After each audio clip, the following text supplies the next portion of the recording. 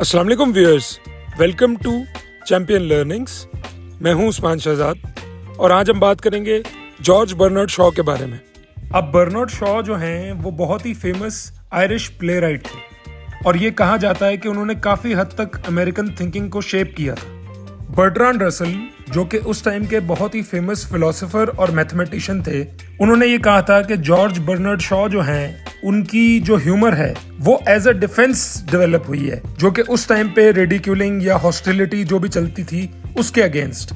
अब George Bernard Shaw में ये एबिलिटी थी कि वो किसी भी आइडिया को डिफेंड कर सकते थे, चाहे वो कितना भी सिली हो, और वो इतनी चालाकी से उस आइडिया को डिफेंड करते थे कि जो लोग भी उस आइडिया को नहीं मानते थे वो बर्नार्ड शॉ के सामने बेवकूफ लगते थे। इसके अलावा बर्नार्ड शॉ जो हैं वो बहुत ही फियरलेस थे।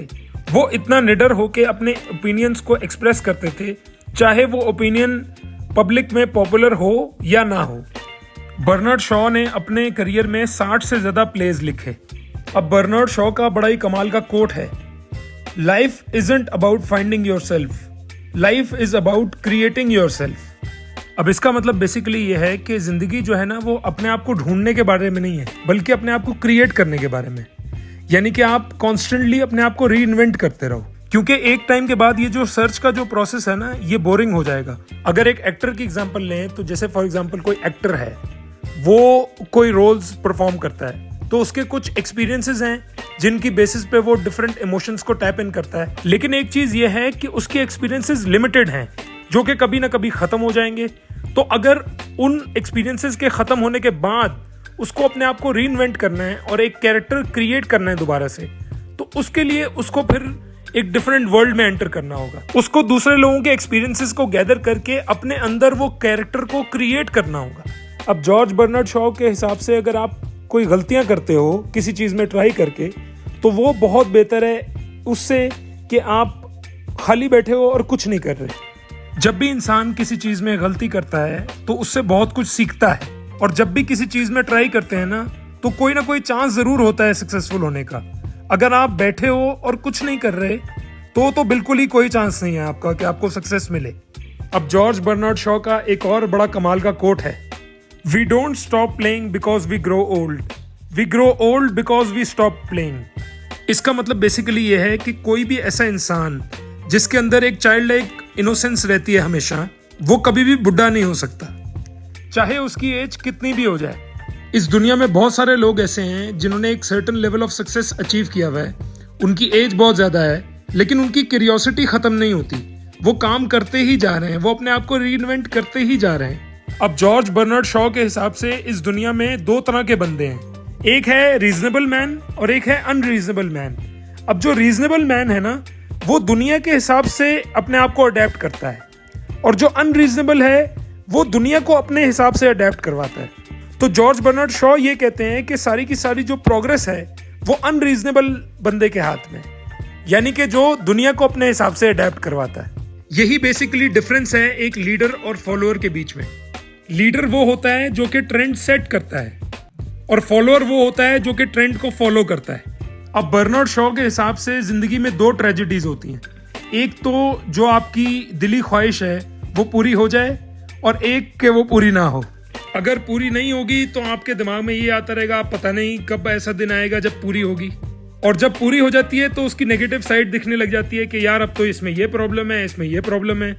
तो ये तो इंसान की बेसिक नेचर है कि वो कभी भी खुश नहीं रहता। एक बर्नार्ड शॉ का पॉइंट ऑफ व्यू ये था कि जब भी आइडियाज एक्सचेंज होते हैं ना तो वो डबल हो जाते हैं, उनका इफेक्ट बढ़ जाता है, क्योंकि इस दुनिया में हर बंदे का नजरिया अलग अलग होता है। तो हर बंदा हर आइडिया को अलग अलग तरीके से एनालाइज करता है, अलग तरीके से क्वेश्चन करता है, अलग तरीके से उस पर सोचता है, तो आइडिया जो है एक तरह से एम्पलीफाई हो जाता है।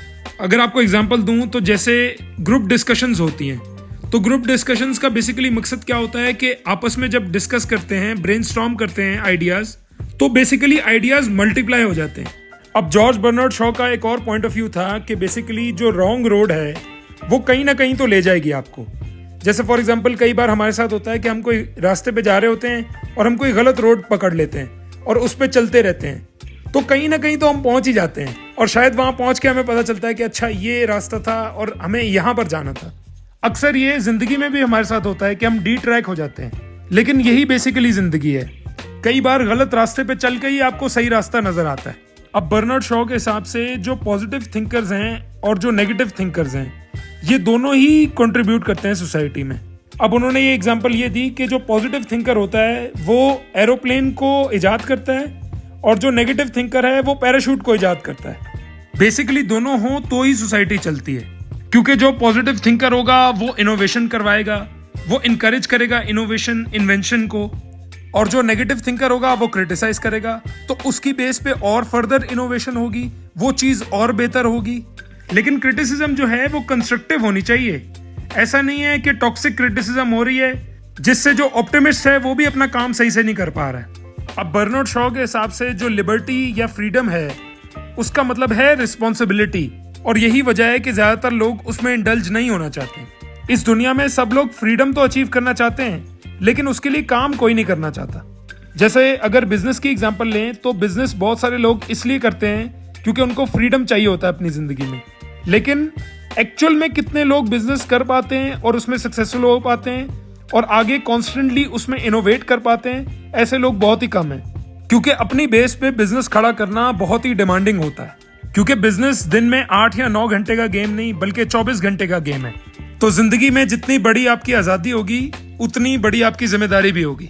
अब बर्नार्ड शॉ के हिसाब से जो भी चीज आपको दुनिया में फनी लगती है ना, उसके पीछे एक सच ऐसा जरूर होता है जो कि छुपा हुआ होता है। तभी ये जो स्टैंड अप कॉमेडियंस होते हैं इनकी बातों पे आपको हंसी आती है, क्योंकि ये अपनी लाइफ से ही इंसिडेंसेस उठा के आपको सुनाते हैं। अब बर्नार्ड शॉ के हिसाब से जब भी आप साइंस के थ्रू कोई मसला हल करते हैं तो 10 मसले और खड़े हो जाते हैं। जैसे फॉर एग्जांपल मोबाइल फोन है, तो मोबाइल फोन की इन्वेंशन से हमारी जिंदगी बहुत आसान हुई है, लेकिन उससे बहुत सारे मसले भी खड़े हुए हैं। आई थिंक मुझे ये बताने की भी जरूरत नहीं है कि मोबाइल किस तरह से आपकी मेंटल और फिजिकल हेल्थ को इफेक्ट करता है, लेकिन इसका एक फायदा है, इससे बहुत सारी अपॉर्चुनिटीज क्रिएट हो जाती हैं। एक और जॉर्ज बर्नार्ड शॉ का बड़ा ही कमाल का कोट है, we learn from experience that men never learn from experience. अब इसका मतलब बेसिकली ये है कि इंसान जो है वो अपने पास्ट एक्सपीरियंस से कभी भी सीखने की कोशिश नहीं करता, चाहे वो एक्सपीरियंसेस अच्छे हों या बुरे हों। इंसान कभी भी सीखने की कोशिश नहीं करता। हालांकि अगर आप अपने एक्सपीरियंसेस से सीख लो तो बहुत ज्यादा चांसेस ये हैं कि आप अपनी गलतियों को रिपीट नहीं करते। फिर अगर सब इंसान ये करने लग जाएं तो सोसाइटी की बहुत सारी प्रॉब्लम्स हल हो जाएं। हमारी सोसाइटी बहुत हद तक एक प्रोग्रेसिव सोसाइटी बन जाएगी। तो व्यूअर्स, आई होप इस वीडियो से आपको कुछ ना कुछ सीखने को मिला होगा। अगर वाकई सीखने को मिला हो तो प्लीज वीडियो को लाइक करें, शेयर करें और चैनल को जरूर सब्सक्राइब करें। Thank you so much for watching. Allah Hafiz.